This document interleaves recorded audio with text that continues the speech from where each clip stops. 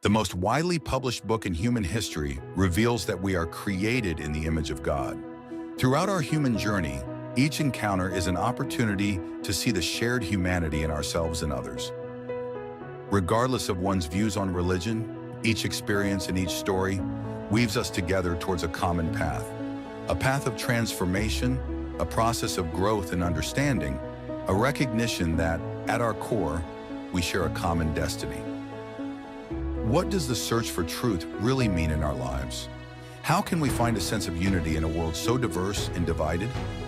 As we reflect on these questions, we start to uncover a fundamental connection that binds us all beyond our differences.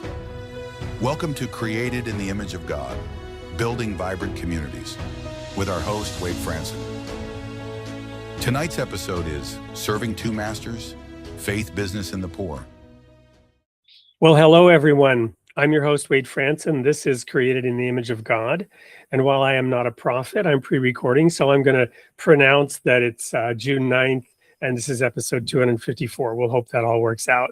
I have in the studio a gentleman with just an amazing bio and the background and the experience to back that up.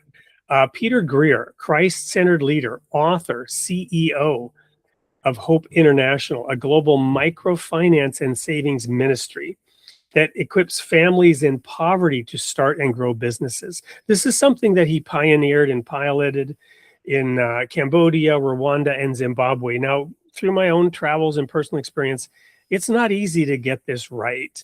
And here's a gentleman who has really done the groundwork, literally and metaphorically, in order to deliver these kinds of results. He has a deep passion for the local church and sustainable solutions to poverty. There are some, perhaps oversimplified analogies, give a man a fish. We'll get into how he views all of that as we get into this interview here. But he helps leaders stay rooted in the gospel while pursuing impact. Through his speaking, writing, and leadership at Hope, he invites audiences to rethink charity, to embrace partnership and dignity, and see business and entrepreneurship as powerful tools for justice and restoration. Welcome to the studio, Peter. Thanks so much, Wade. Well, there's really so much packed into that, and I'm glad we have a full hour to start unpacking some of it. But let's start where we always do on this show with your creation story. Who were your parents? Where were you born? What were the forces that shaped you before you were able to wrestle with those forces and take conscious thought on what you wanted to become? Yeah. So going back to the beginning. So born in Concord, Massachusetts, and Concord, a fame of the Old North Bridge and the shot heard around the world. It's actually the road that I lived on from the moment that I came back from the hospital to the moment that I left for college. So really rooted in Massachusetts, and then had parents that were very active in ministry. So my father was a pastor of a local church, and my mom was very active. She also did work in the public school. And I would say stability, but also stability with global engagement, because my parents gave us this incredible gift that we didn't do a lot of vacations, but we did have the opportunity to go on short-term trips around the world. And I know that's part of your story as well, Wade. And I was really impacted by the opportunity to go and see and learn and experience different cultures. And so grew up with a home that there was always room for one more at the table. Sunday after church, we never knew who was coming over, but we knew someone was going to come over. Someone was going to join us. And so really that outward focus, hands open, always a seat at the table, was the type of background that I was given by my parents. And that hopefully, we try to emulate that gift of hospitality that I saw modeled so incredibly well by my parents.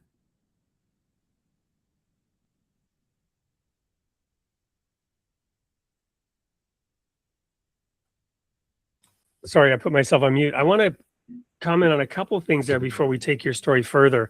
The first one is the way you described Massachusetts. So I'm currently watching something on Netflix called Falling Skies. I don't know if you've ever watched it. It's about alien invasion and whatnot. But anyway, the resistance movement, they start in Massachusetts, and they call themselves the Second Mass Division, right?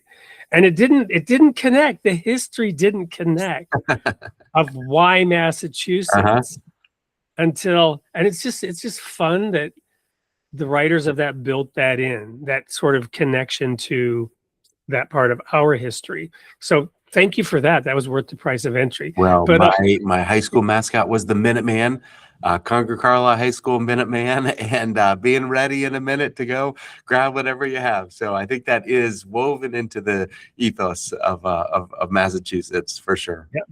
So the second thing I wanted to comment on is right now I've got a son who's a freshman, daughter who's graduating, and I'm reflecting on how I've done with my kids and my family as they set to move out into the world. And as you talked about your parents modeling that at the table, we've tried to do that as well, but it's a hard balance to get.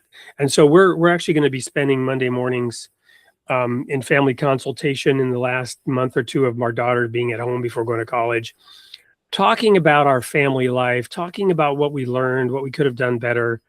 But it's exactly in that context, using that quote from Lao Tse, who, if there's peace in the heart, there's peace in the home. There's peace in the home, there's peace in the neighborhood. There's peace in the neighborhood, there's peace in the city. There's peace in the city, there's peace in the nation. And of course, in the world, right?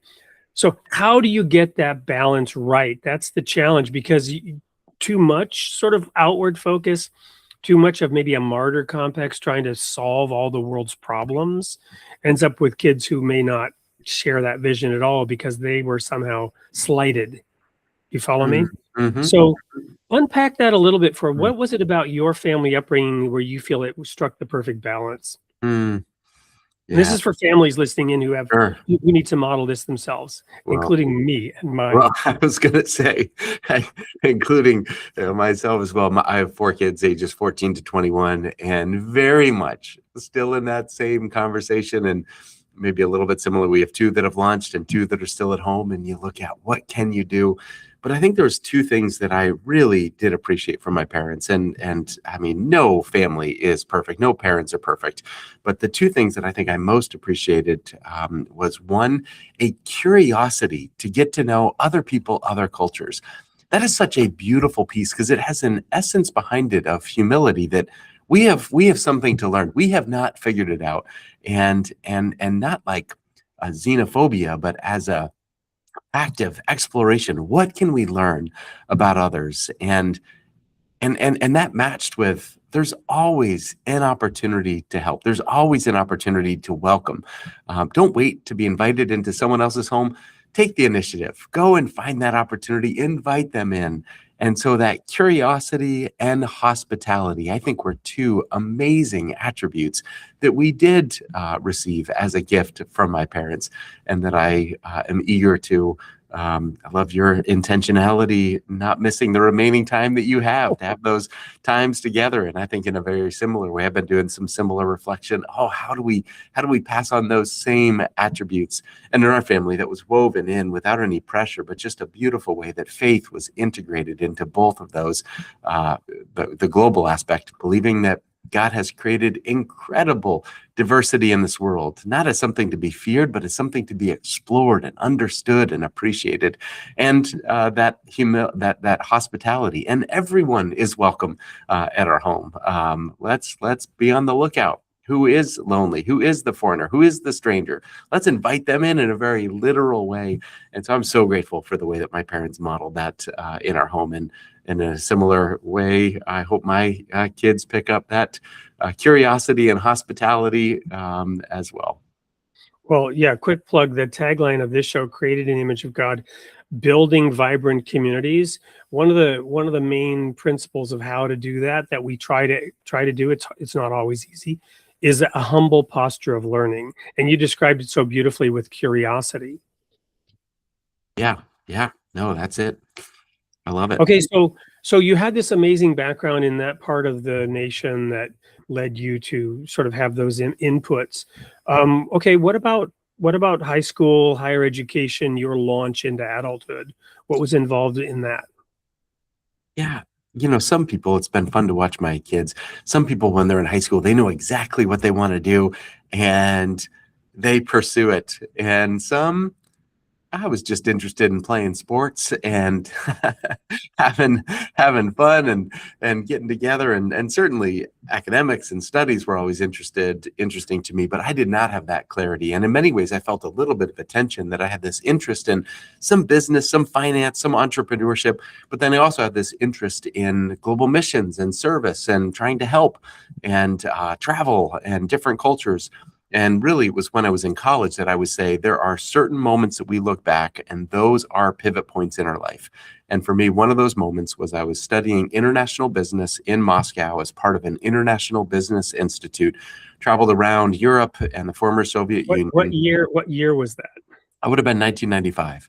So right after Yeltsin, the Gorbachev era, because I was there in, I think, 93. Or 91, whenever Gorbachev was abducted, I was in Leningrad coming in from Finland while tanks were coming from Moscow. Wow. And then, they laid down their arms and said, we're not Stalin. We're not opening fire on our own people. So you came in, you were there shortly after that. It was a dramatic time. What was that like? Yeah. I mean, so one of the moments was, we were in Red Square, and Boris Yeltsin was having a campaign rally, and here we are, 20-year-old kids trying to learn, and it just was so profound to realize the significant and seismic changes that were happening at that moment, and to actually be there. And what was really interesting is it wasn't just there, but we were also traveling through France and through England and through Germany and through Switzerland, and so we were traveling through different parts of Europe and the former Soviet Union and St. Petersburg, and it just was profound to have that variety of experiences and to look at businesses. And that was interesting. But the pivot moment was over lunch. There was someone that we met who was doing economic development in the former Soviet Union. And just as you said, Wade, the recognition that this is a turning point. And so what an opportunity. And for him, it was an opportunity to live out his faith, to love others, and to help start small businesses. And watching faith, poverty alleviation, and business come together in this Venn diagram, I was hooked. I was like, that's it. That's what I want to do with my life. And so ended up graduating and did every paper that I could on this new emerging tool of microfinance and economic development, and then ended up getting a job with World Relief doing fraud prevention and internal controls in a rural branch office in Cambodia. And then an opportunity came up, moved to Rwanda to help run a microfinance institution that was emerging from a time of the genocide, was 5 years earlier. And to learn in that context was just an incredible gift. And then to go to Zimbabwe and try and figure out microfinance in the midst of hyperinflation. And what do you do when an economy is just imploding? How can you help with resilience and weathering a storm? And how can you help in rebuilding? And then did graduate school. So really all of my vocation ties back to that pivot point and that one conversation. And so much more. Then when I was in Rwanda, that's where I married my wife, Laurel. She was there as a school teacher and at Green Hills Academy. And that was an amazing experience. My mom had actually introduced us. Yeah, just this incredible way to start our marriage, living internationally. And anyway, the story goes on, but that's the pivot point vocationally that really for me combined those three areas of I cared about global missions, I cared about global poverty, and I cared about how do we use business and finance and entrepreneurship to find permanent solutions to poverty. And that's what I've been doing with my career. Well, I think that's a perfect point to end this first segment. When we come back, I'm going to ask you a question about serving two masters and dive into how you've resolved that tension. You probably know exactly what I'm talking about. The audience probably does as well. Don't go anywhere. We're just getting into the perhaps the most fascinating part of today's show. We'll be right back with more of Peter Greer. Hope International equips entrepreneurs globally to find their hope in Christ and overcome poverty through business loans, savings, and training. Since our founding, We've invested in the dreams of more than 3 million underserved families. Dreams to send their kids to school, improve their lives, and escape poverty. And there are millions more that need our services. I've seen entrepreneurs in all different lines of business and work having their organizations grow and flourish, from pig farmers to clothing stores to home loans, literally building homes. It's been truly incredible. As a business owner, as an entrepreneur myself, you can see that this is an incredible organization. Because even though it's 30 years old, I know that the story is just beginning, but it takes incredible support from donors, from investors like us, and I encourage you to take a look at Hope International. Join us at hopeinternational.org.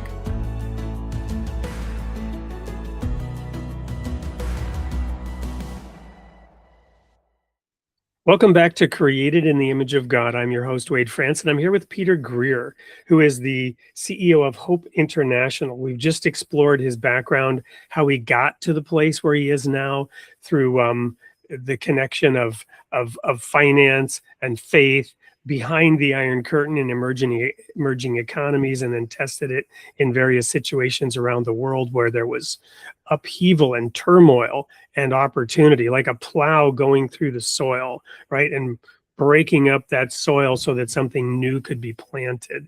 So when we plant something, Jesus says every tree that doesn't bear fruit will be chopped down and thrown into the fire. And we need to bear good fruit, right? And not thorns and thistles. And so there's so much that could be said here. I'm going to let Peter start saying it. So Peter, Jesus said you can't serve two masters. You can't serve God and mammon. How do you resolve this tension? Yeah. I don't think it's, Jesus talks so much about the way that we engage with money, because money, perhaps more than anything else, is a proxy of where our heart is. And we know how easy it is to see money not as a tool, but as the ultimate destination. And I think that's where we get in trouble, when we desire for that, desire for wealth for us. That's when we get in a whole lot of trouble. But Wade, the other thing is true as well. If we have such a fear of it, that then what does that mean? It means that in some places of the world, there's this belief that, well, money is it's so hard not to love it, so let's just ignore it. And what does that mean? That means we're going to be stuck in perpetual poverty. And I don't think that's the way that God designed us. I think we are created to be in relationship and created for generosity. And you know what helps generosity? A little more resources can enable a little more generosity. And so I think it's not an issue of money or heart. It's a question of how do we hold that? And to your point, it's very clear which one wins, which one is rightly ordered loves. And I think that money can be such a great tool when it is underneath us saying, I want to be under the lordship of Christ, and then use everything that I have to love, to serve, to bless, not to hoard and collect, not to use and abuse, but to actually have an open-handed posture. And again, real simple, but we were talking about kind of my upbringing. I love that my parents, pastors, didn't have a ton of extra, but the resources they had, they knew what it was for. It was used for others. And I think that is such a beautiful posture. And so around the world, we're just trying to say, let's use this tool so that we can help families generate businesses, start or expand whatever they have in their hands, plant more crops, grow more food, and use it not just for personal consumption, but for the community, for the church, for the family. And I think that's a really powerful, powerful piece. So money is a great tool, a horrible master, but I think we need to have a right way of understanding the power of this tool so that we can grow, we can create, and so that we can hold it with open hands to be used in loving and blessing and serving others. How do you think about that, Wade? Well, first of all, I think you've brought up so many awesome points to try to describe, what it looks like to balance those things out. What I think is that I was I was born in Canada, but I was a little American kid living in America when I ended up at age 9 going to Sweden and living with my aunt and uncle there in their family. And I grew up on these epic hockey matches, right? Between Sweden, the humanitarian superpower, the Soviet Union, right? And then America wasn't usually in the mix, but Canada was in the mix, right? So Sweden, the Soviet Union, and Canada in these Olympic hockey matches, right? World hockey. And for those who know the Red Army, right? For the Soviets in that era, this was a political thing to excel at hockey, right?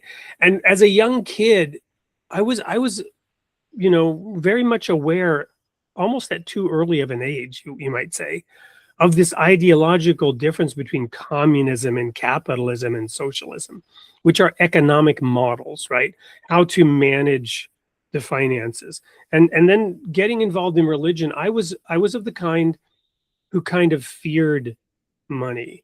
So when I graduated from college, I had a suitcase and a one-way ticket, and I went to Europe and a few bucks in the bank. And I went there to serve, and that was a rejection of the materialism that I found in America. And while I was in while I was in Europe, I was kind of anti-American, right? And Gorbachev was a hero, right? They were chanting "Gorby, Gorby," and the Scorpion's winds of change was blowing. And so, and during the Gulf War, it was all you heard in Europe was oil for blood, blood for oil, right? And it's this tension between these economic models and which one's good and which one's bad or better. And I was of the opinion that, if I had wealth, I would somehow be evil. Just by virtue of being successful materially, there was something wrong with that. And I actually was diagnosed with an autoimmune condition. So this stuff was deep in me. And then when I moved back to America, by that time I had realized, no, I need to provide for my family. To your point, I cannot be generous. I can't give away the means of production.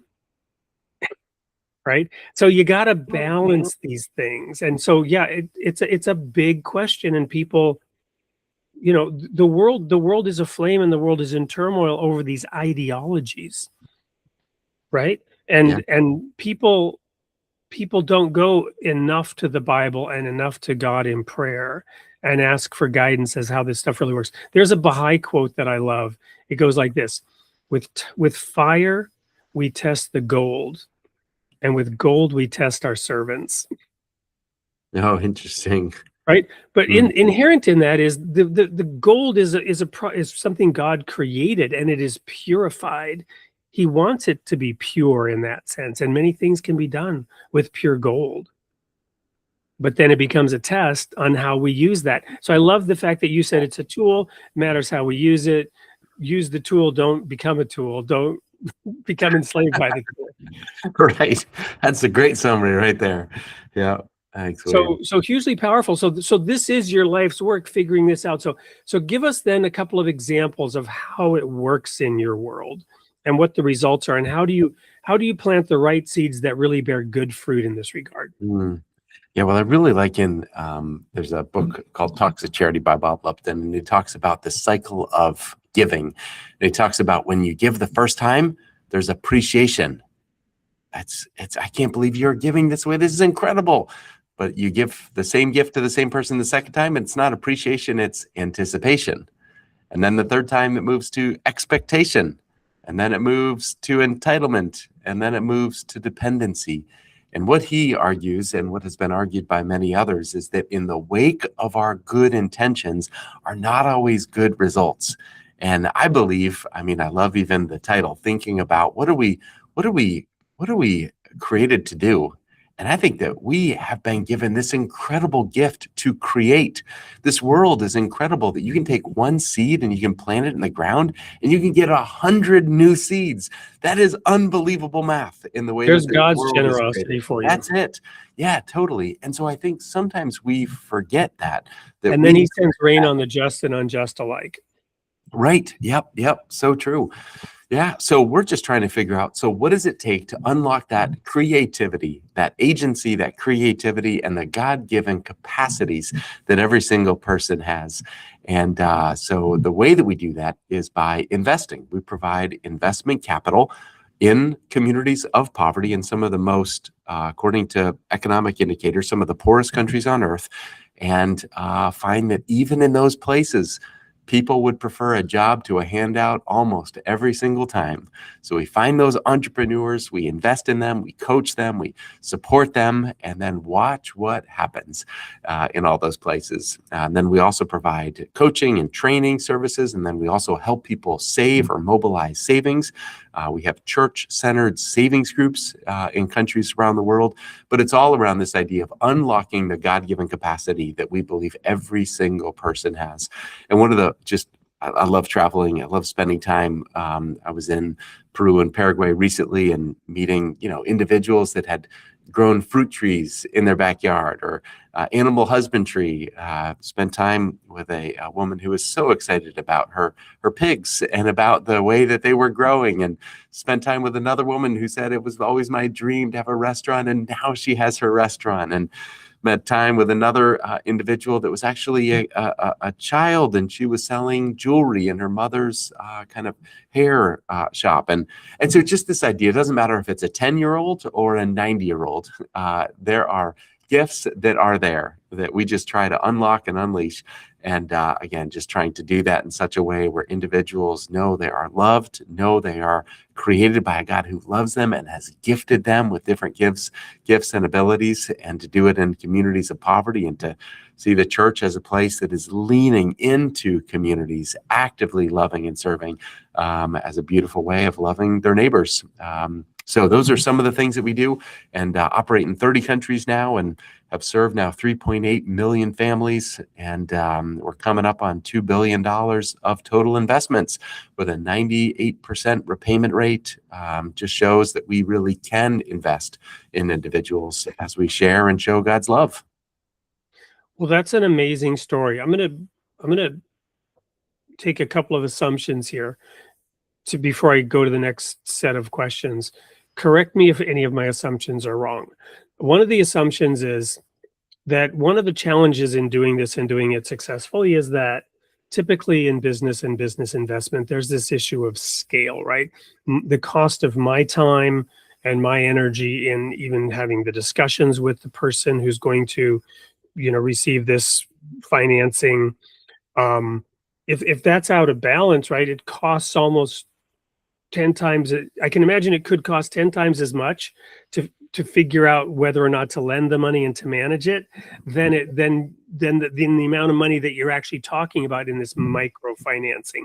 That's part of the issue, right? So I'm sure there's a humanitarian nonprofit attitude that sort of overcomes that hurdle. But still, help me understand, what does it look like in practical terms of getting over that initial hurdle of, well, we're this big organization, we live in Western standards, we're working in a different country at a much different economic standard, and that sort of inequality issue up front. No, you're exactly right. And this is true around the world, but especially true in places of poverty. If you have the opportunity and you're looking to maximize the time and return, would you rather make $1,000 loan, or would you rather make 100 $10 loans? Same amount of capital, vastly different amount of work. And so what happens? You want to minimize your risk. So you want to go with those individuals that have assets, that have collateral. You want to invest in individuals that you can improve their cash flow. You want to invest in individuals that have the ability to have some sort of a credit score. And who doesn't have any of that? The individuals at the bottom of the pyramid, and those individuals that are going to be seen as more risky, as more work, for not as much financial return. And there's a reason why the financial sector is designed not to serve individuals in greatest need, but designed to serve those individuals where risk is minimized, loan sizes are much, much, much, much larger, and collateral is available to be part of the underwriting process. And so we believe the opposite is true. Let's go to places where the costs are highest, where the need is greatest, where the collateral does not exist. They didn't teach you that in business school to do that. No, but the great irony is I believe that we are showing that it can work if you invest in individuals and do it based on character. And that's really the primary way that we screen, because it's a community that comes together, and that community becomes the social capital for each other. So if you and I are in a group with 15 of other friends, and if I don't repay, I would miss week number 3's payment of my $5.25. You, Wade, say, hey, I will help cover his payment that week. And it's this positive aligning the interest of the group with the ability for us as an organization to put capital at work in communities of poverty. And there's a reason we're set up as a nonprofit. We still take high risk, and the financial model is very different. And yet we believe this is an incredible way to help. And if someone has a job, we don't need to keep providing food for them week after week. If someone has the ability to grow their own, we don't need to keep showing up with a box full of our used clothes. If they have the ability with a sewing machine to start making and repairing and using. And so I just think this is a different way of helping that unfortunately is still too uncommon. When we think about how we help, we often think, what can I give or what can I do for the others? Without asking a different question that leads to a different result is, what do they already have? And how can we help partner and support and unlock and unleash? That's a different approach. And I believe over time, that is such a better result when it's no longer reliant on international charity, but unlocks the capacity of individuals in every community. And so that's what we're trying to do. We're trying to create, and it doesn't take away the need for short-term charity. That always is going to need to be there, but to match it with longer-term investment in men and women who are so capable for the long-term development of their communities, of their churches, and of their nations. Wow. Awesome. Thank you. So 2 follow-on questions to that. The first one is interest and its evil twin, usury. How do you deal with financing from the perspective of interest payments on that $5.20 payment? Is it a strict repayment of capital? Is there any interest component? I'm just curious how you structure that. Yeah, so 2 elements. One is, I completely agree with you. There is a massive difference between interest and usury. And around the world, if you're in poverty, there is only one option for capital. And it is the local loan shark, and they exist in every single community that I've ever been in. They exist, and it is exploitation. 400% is not uncommon.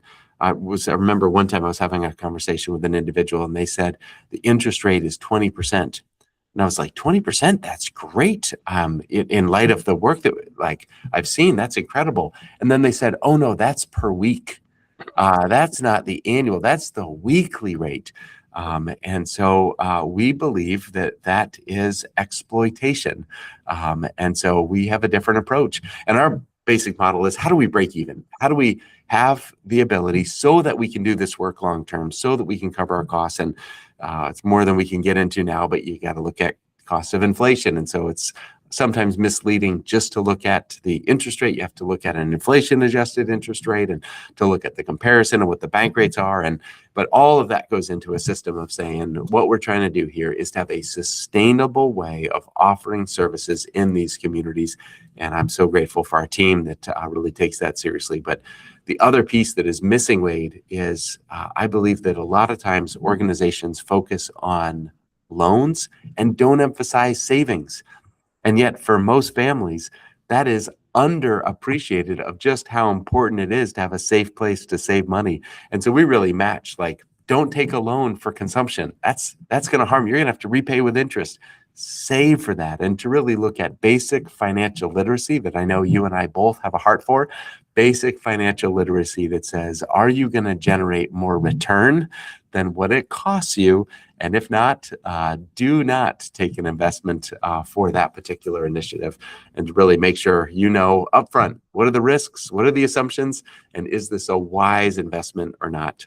So that's maybe a broader piece, but yeah, we create these models to really emphasize savings, as well as provide capital at a rate that is going to be sustainable for the family and for the organization as well. Wonderful. The other question that I had was, do you have different divisions within Hope International that deal with the financing side and the charity side? How does that work? How do you balance that internally in your organization? Yeah, so I mean, all of Hope, we're a 501c3. So we're separated into two different parts of Hope. One is the savings group model, that there's no cost recovery. So we basically train individuals around the world of how to form almost like mini credit unions at the local level, but it's their money. They save together, they invest in each other's businesses, they make the rules of what the late payments are, they choose the interest rate that they're going to charge each other. And so it's really financial inclusion at the most basic level. But when those groups gather together, they go through these 5 W's of welcome, worship, word, work, and wrap up. So it's almost like this small group experience matched with your financial needs to save together and invest together. It's just a really fun model that really has an impact in families in poverty around the world. So that's one side of Hope International. And then the other side is our microfinance institution side. And that's much more like, in many ways, it's trying to create banking services for those who previously were unbankable. And in those places, it's, you got to be regulated by the central bank, and you have to have the same liquidity ratios and the capital reserves and the staffing and internal audit, and to make sure that it's a well-run financial institution with just a different target audience, a different target group. So those are the two sides of Hope. Different accountabilities, right? And different stakeholders and shareholders. We talked briefly in the intro before we launched the recording about integrity, and how in order to really truly have integrity, you need to learn a lot, because the integrity of a charity is different than the integrity of a major financial institution. It's the same spiritually and morally, but different accountabilities, and dare I just try to characterize it as skill sets even, and or competencies, certainly accountabilities. No, you're exactly right. And I would say for Hope International, our currency is trust. If the families that we serve lose trust in us, we're done for. If the staff that we have lose trust in our mission or in our, they're no longer here. This is not a job for anyone. If our supporters lose trust, they are gone as quick. So trust is the foundation in all aspects, all stakeholder groups. I completely agree with that. You can never buy back trust. You can't use money to earn trust, because money is money, right? It doesn't. Anyway, it's so. I'm going to share a tiny bit of my background that I don't know if I shared with you, and I don't even think my audience knows. So when I resigned from the ministry in '95, through a couple of years of transition, I ended up at Deloitte Consulting. And I used to do consulting work for financial institutions, which included Washington Mutual, which was then, I think, acquired by Wells Fargo. I can't remember, or Bank of America. I worked a lot with Wells Fargo. And then I went to work for Countrywide, where I was first vice president of strategic planning. And in Countrywide, which is a large mortgage company, the CEO of Countrywide, Angela Mazzillo, ended up on the cover of Time Magazine January 2019 edition as the #1 cause of the economic meltdown. When I left Countrywide, I did this startup called GoHuman.com in California, which was a completely different model. But then I ended up moving to Wisconsin to work for something called CUNA Mutual. CUNA Mutual is the backbone of the credit union movement in America. What the difference is, big banking, right, is, to your point, they're the regulated, large scale financial institutions that form the backbone of our economy. Credit unions are small, locally owned, not-for-profit cooperatives, i.e. the financial salvation of the planet. So when I came to work for CUNA Mutual, they had this thing called, there's this book that sort of lay under the credit union movement, and people don't know Labor Day was originally Labor Monday, and it sprang out of Christian roots, and credit unions were kind of a part of it. But anyway, the book that they had was "The Debt Shall Die with the Debtor." The debt shall die with the debt, because they have intergenerational debt can be inherited, right? So the point is, this is when I got really deep into this, and I'm just like so honored to have you on the show, because intellectually I've dabbled and played in all this, but you've actually gone to do it. I mean, I tried to get a foundation going for homeless children in Chennai. I think we talked about this. And then when the tsunami hit, funds were diverted away from the educational purpose to help humanitarians. And then we lost trust in those people who were investing in the educational endeavor. They didn't like to see that funds were being diverted for a different purpose. However good, however pure the intent and motive, the people on the ground basically destroyed the trust of the organization, and it all fell apart. So again, it's not easy to do. I don't know where I was really going with this ramble, other than that when you describe the fact that you're actually helping form cooperatives on the ground that function as credit unions, that's amazing. Yeah. And Wade, what's so interesting is I think that for many individuals, they understand when they look at their own life. I've been significantly impacted by the fact that I could get a mortgage to buy my house. I've been significantly impacted that we couldn't pay them money for school. I'm really grateful we got an ability to access capital. And you think about these major events, we got into a small amount of real estate, buying rentals. I couldn't have done that on my own, but there was a bank that was willing to lend to me. And all these things, if you look at just our lives, we have been significantly impacted by the ability to get access to capital. And then for many around the world, that just does not exist. And so we know the impact of it. And my guess is if you were to give a quiz for your listeners, identify the top most impactful ways for charitable giving and impact around the world. No one is going to list. Not a chance. There's not a chance.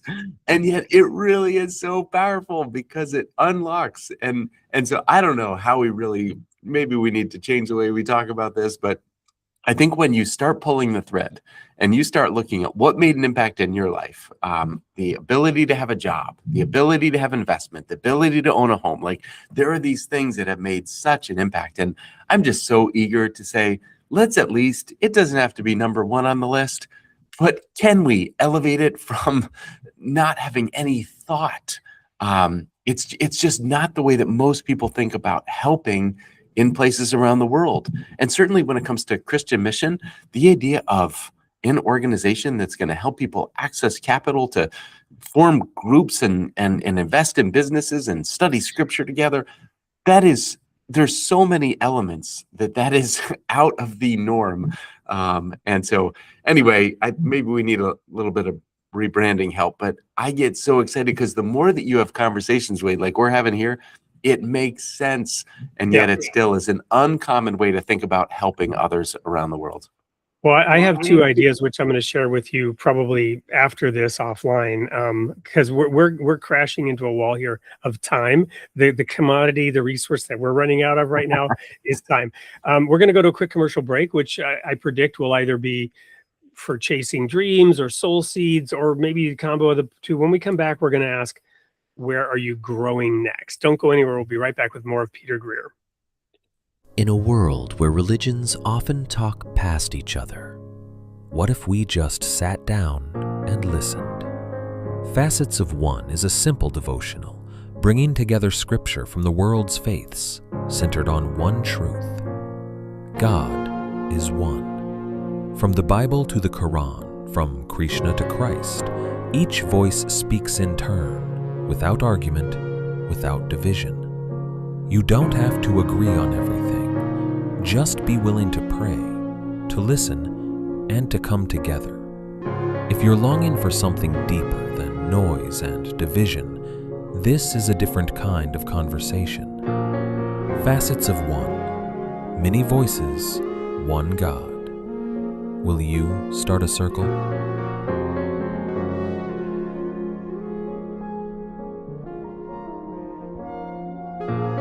Welcome back to Created in the Image of God. I was just joking with Peter that sadly we're running out of a precious resource here, time. So we're going to make good use of that time. Where are you growing next, Peter? What's next on the horizon for you, for Hope International? And how can people get in touch with you? How can people support what you're doing? How can they get involved in that generosity? Yeah, three things that we're focused on in this season. Number one is agriculture. We have heard again and again and again in the places that we serve that there's so much more that we could do. And with the rising fuel prices, that's impacting food. Hunger is going up and the price of fertilizer skyrocketing. And so doing a lot more with regenerative agriculture as a creative way to love and support families that are living in a really difficult time. And then it's just been compounded by recent global events. So that's one. Number two is partnership. We believe that it is an underutilized tool to actually partner with others. And so we've got these tools of microfinance and savings groups. And our approach is never, how do we grow the mission of Hope International? The goal is, how do we help as many people as possible, as effectively as possible? And so we've had a number of new partnerships where we can go in and train the other organizations of how to use these tools. And it is accelerating the impact in the number of families that we serve. And I love that.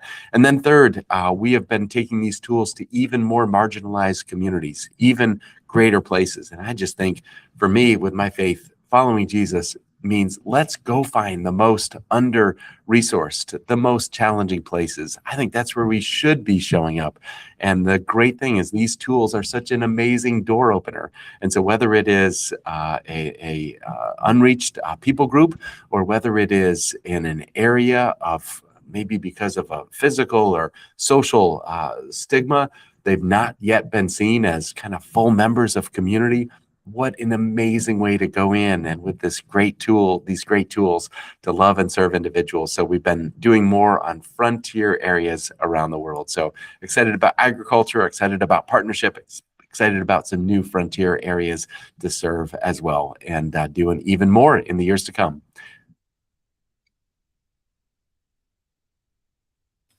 Amazing. So how do people connect with you?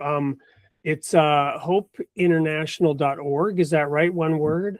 That's correct. Yep. All written out, hopeinternational.org. And there's an about page for you, peterkgreer.com, about, that connects the dots there. Yeah, that's just, so the writing, we didn't really talk about that, but that's kind of a fun hobby that I have. So if any of the books are helpful, or you want to look more at some of the other writing resources, that's at peterkgreer.com. Okay, so hopeinternational.org. I encourage everyone, go there, get involved. And Peter, I'm going to extend right now an invitation to come back and talk about maybe some collaboration. Do you do anything in the US, or is it all international? We looked at that. There are some amazing organizations that do work in the US. And so we have said we're going to focus on the international, and we're going to point individuals to some other great organizations that are operating in the US, but really to go to those underserved areas around the world. Awesome. Well, I will look for some pointing to us for the Soul Seeds program in particular.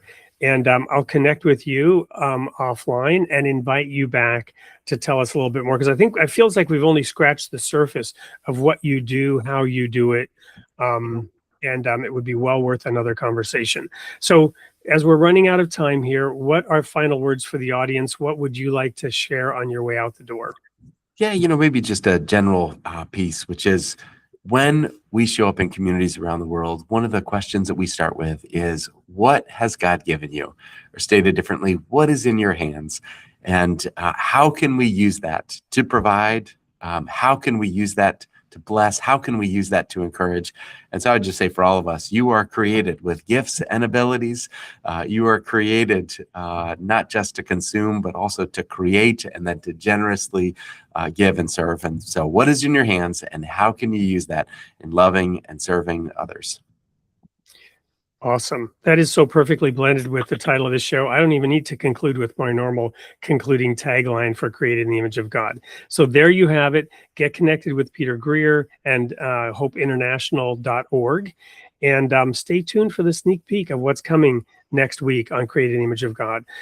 Peter, thank you so much for your time. God's richest blessings to you so that you might continue this path of generosity, education, service, and providing that hidden leaven in the transformation of the planet into the Garden of Eden. Thank you, Wade. I really enjoyed our conversation. Looking forward to connecting again soon. Don't go anywhere. Sneak peek coming up. We'll see you soon.